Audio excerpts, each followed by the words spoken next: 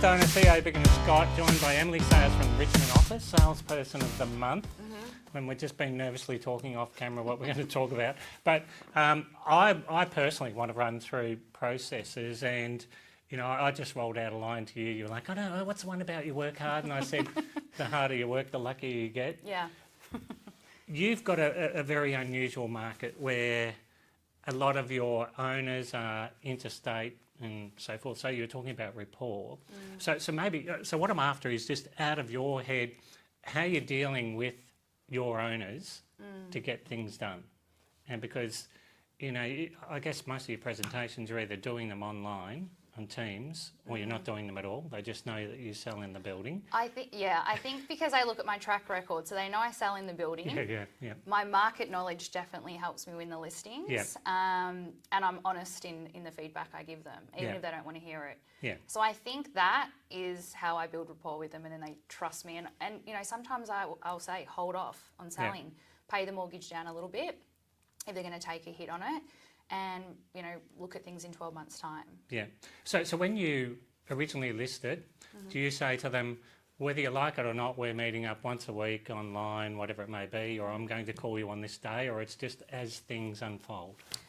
I actually speak to them a lot. So I call them after every open.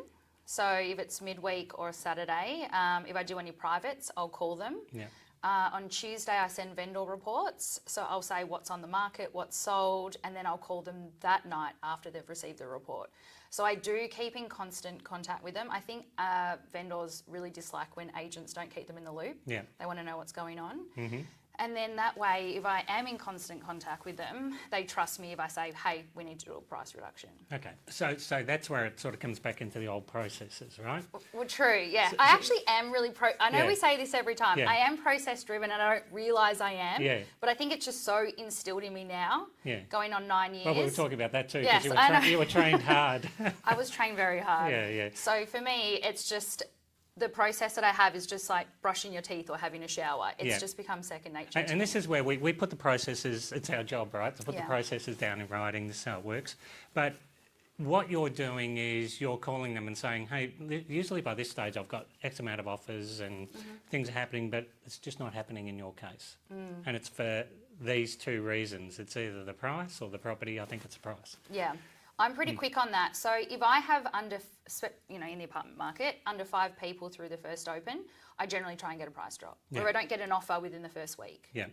So I'm really proactive with changing things around if it is struggling. Yeah. So I don't always just say, let's, adjust the price. I might say, let's change up the photos, maybe give it 1 more week. Yeah. I'm pretty good at trying to push offers out of buyers. Yeah. I'll say, if they don't have interest because of the price, I'll say, well, what price would you be interested at? Yep. And then that helps me with, having a chat with the vendors if we do need which is all part of that process. It's all part of the process, yeah. So how's it looking at the moment? You're having many of those conversations? With price adjustments? Yeah. All the time. Yeah. That's my world. I think in a COVID market, agents, everything was flying out the door. So for them, they're in a tougher market where they say things aren't selling. But I've always been in a tougher market. So those difficult conversations aren't so difficult for me. But in terms of stock, I was looking at numbers the other day. So we're on 46 sales. My target to hit my 100 is 50 by June. So I'm 4 off. So I'm kind of ahead of schedule. And out of the 46 I've sold, I think 17 off market. So about 30, I think 37 point something percent. Look at I was trying to look at, I know, I've got Brittany to work that out. Yeah. So my stock levels are still really well, they're great. Okay, so this comes down to their motivation. Are you finding their motivation at the start or through the campaign? Where they want to sell it because of land tax, they want to sell it because of holding cost, divorce, whatever it may be? Mainly, it's mainly investors now, selling out because of the holding costs, rate rises and the land tax. Yeah. So pretty much all my stock are investors getting out. Yeah, and that conversation is, I don't care what it is, just get rid of it? Pretty much, yeah. The ones that probably aren't so quick to sell, if it's tenanted and they're still generating an income on it, but if it's vacant, they'll adjust where they need to. Yeah. Now, all of this really is sniffing out the right questions to ask at the right time because you usually can feel it. It's a bit of a gut feeling. feeling. And one of the questions I ask them is, okay, we're not getting much traction on it. Do you want to sell it or do you want to put a tenant back in? Mm-hmm. If they turn around and go, oh, no, we want it sold, Yeah. well, then they'll listen. Yeah. If they go, we might put a tenant back in, I generally know they're not as motivated. Yeah. So I find that question's worked really well for me. Yeah, okay.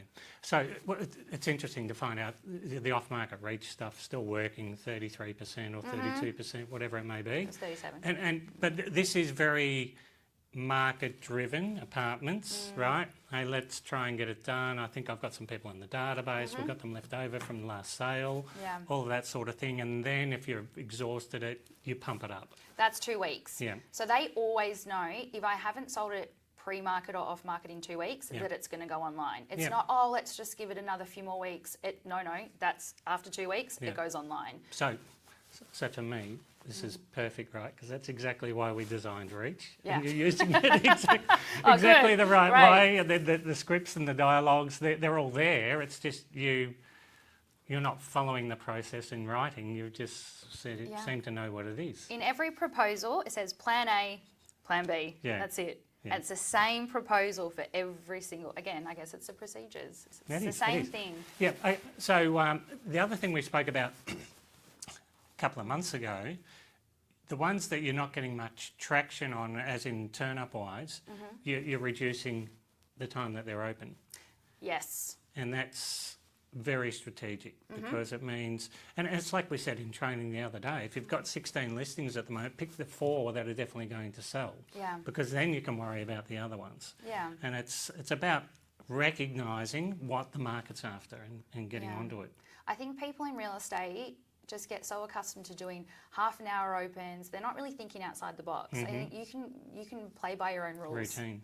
Yeah, it's routine. So 1, it frees up my day to open more properties, and 2, if you're only getting 1 or 2 buyers through, I'd rather them there in the first 15 minutes than 1 at the start, 1 at the finish. Yeah. So it is strategy, and it makes sense not to waste half an hour. Well, it's also, like from our point of view, like an agent's point of view, for your mindset, you're talking to them about something rather than nothing. Yeah. We had people turn up. They like it, they don't like it. Other than no one turns up, still the wrong price. Yeah, so, this is true. Yeah, it's hard. So how's it looking? Is it getting easier to list, or are you listing more? Are there more people starting to turn up? I'm definitely, I've always listed pretty well. Yeah. So that probably hasn't really changed. I mean, for me, I don't have a spring market. Literally, my market's just always busy. Yeah. My winter is a spring market. Yeah. So, everything's still listing. It's still selling. Again, inner city apartments, especially with the lack of rentals at the moment, because we've got a shortage of rentals, a lot of tenants are now going to get finance and buy an apartment. So for me, that's working well. Where I know in other suburbs they're struggling. I think out, the beach people that had the beach houses are now paying double land tax. I think there's a lot more supply out that way. Yeah. But for me, my days on market 22. It's amazing. So what's going on here? You can just sit there and look pretty for a minute.